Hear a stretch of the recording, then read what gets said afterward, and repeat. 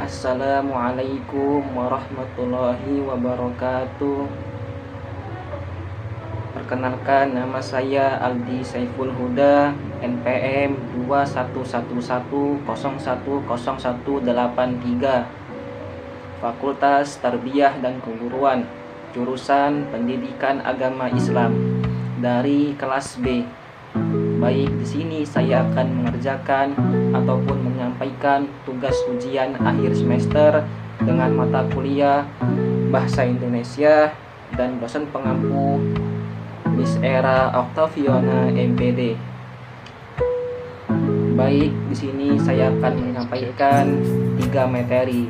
Yang pertama itu ada materi konvensi naskah, yang kedua ada materi paragraf, yang ketiga materi karya ilmiah. 1.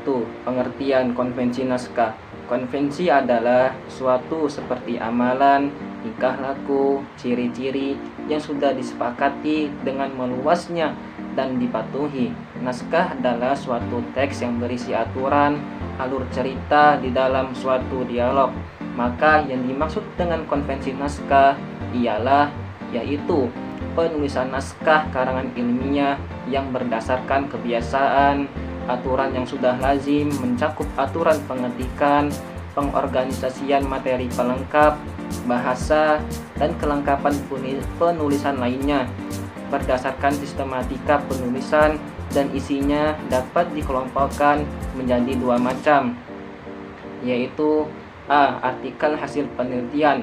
Contoh, tugas akhir, skripsi, tesis, disertasi dianjurkan menulis kembali karyanya dalam bentuk artikel untuk diterbitkan dalam jurnal penelitian.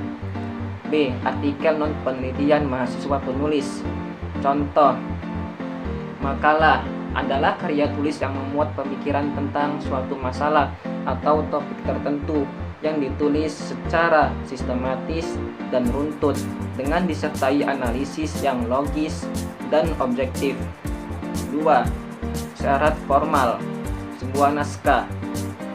Untuk menulis sebuah naskah itu diperlukan suatu penyusunan seluruh unsur karangan menjadi satu kesatuan karangan dengan berdasarkan persyaratan formal, kebahasaan yang baik, benar, cermat, logis, penguasaan wawasan keilmuan bidang kajian yang ditulis secara memadai, dan format pengetikan yang sistematis disebut pengorganisasian karangan. Selain itu, pengorganisasian karangan inilah yang diperlukan dalam menyusun sebuah karya yang menyangkut 3 bagian utama. Yang pertama itu ada bagian pelengkap pendahuluan, kedua bagian isi karangan, 3 bagian pelengkap penutup. Bagian pelengkap pendahuluan. Bagian pelengkap pendahuluan atau disebut juga halaman pendahuluan sama sekali tidak menyangkut isi karangan. Tetapi di sini atau bagian ini itu harus disiapkan sebagai bahan informasi bagi para pembacanya dan juga sekaligus berfungsi menampilkan karangan itu dalam bentuk yang terlihat lebih menarik. Biasanya bagian pelengkap pendahuluan dinomori dengan mempergunakan angka Romawi.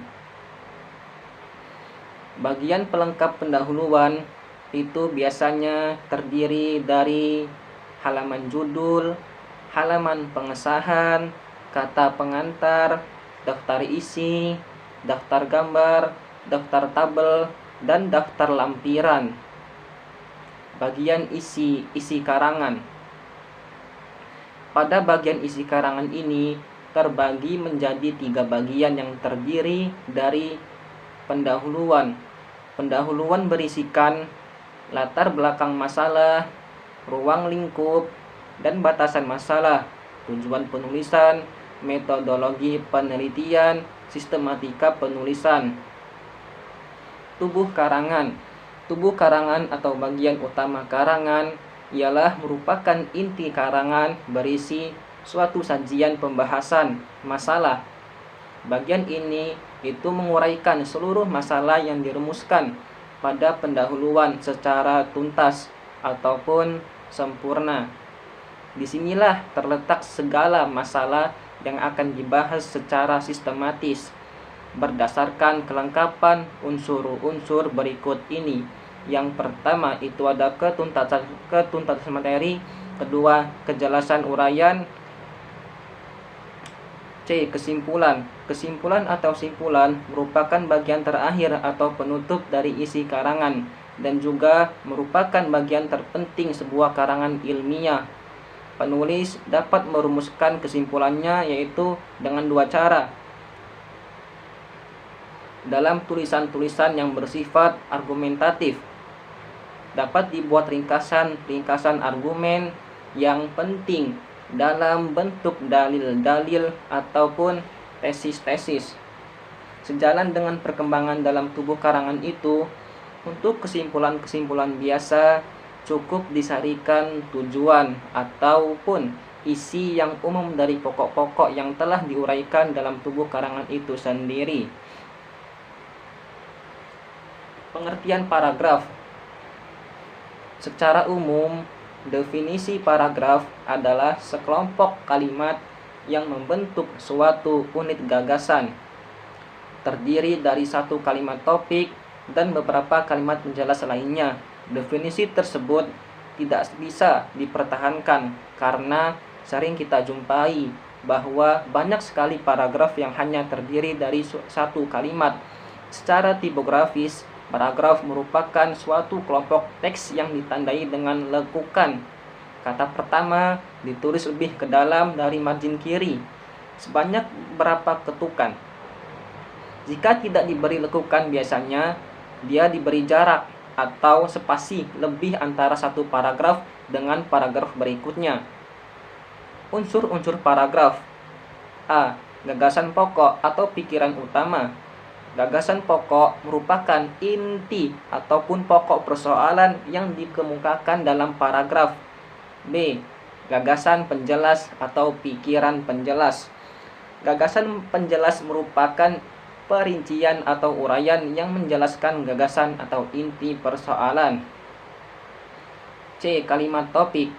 Kalimat topik ialah merupakan kalimat yang mengandung gagasan utama ataupun gagasan pokok atau pikiran utama. D. Kalimat penjelas. Kalimat penjelas ialah kalimat yang berisikan uraian atau gagasan penjelas atau kalimat penjelas. C. Syarat-syarat paragraf. Kohesi ataupun kesatuan paragraf. Kesatuan paragraf dapat terpenuhi jika semua informasi itu dalam paragraf masih berkaitan dengan gagasan utama. Artinya, informasi-informasi dalam suatu paragraf harus berfokus pada topik yang akan dibicarakan. Kalimat yang tidak berkaitan dengan pikiran atau gagasan utama, kalimat tersebut harus dibuang dalam paragraf. Koherensi kepaduan paragraf. Kalimat-kalimat yang terjalin dalam sebuah paragraf itu harus saling berhubungan satu sama lain, karena dapat dikatakan bahwa kepaduan memfokuskan pada hubungan antar kalimat yang satu dengan kalimat yang lain. Kepaduan paragraf dapat terlihat melalui penyusunan kalimat secara logis dan melalui ungkapan-ungkapan ataupun kata-kata pengait antar kalimat.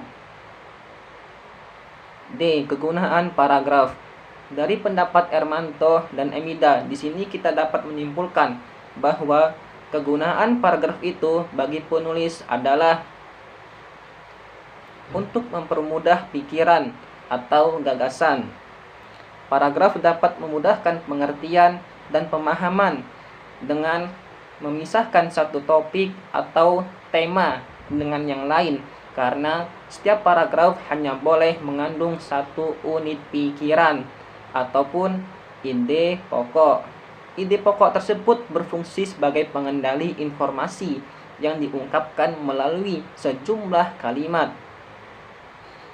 B. Memisahkan dan menegaskan perhatian secara wajar dan formal. Sedangkan penggunaan paragraf bagi pembaca antara lain untuk menandai pergantian topik paragraf yang satu dengan topik paragraf yang telah disajikan dan topik paragraf yang akan disajikan. Memudahkan pemahaman suatu topik paragraf karena secara formal telah dipisahkan dengan topik paragraf yang telah disajikan dan topik paragraf akan disajikan. Jenis-jenis paragraf. Paragraf deskripsi.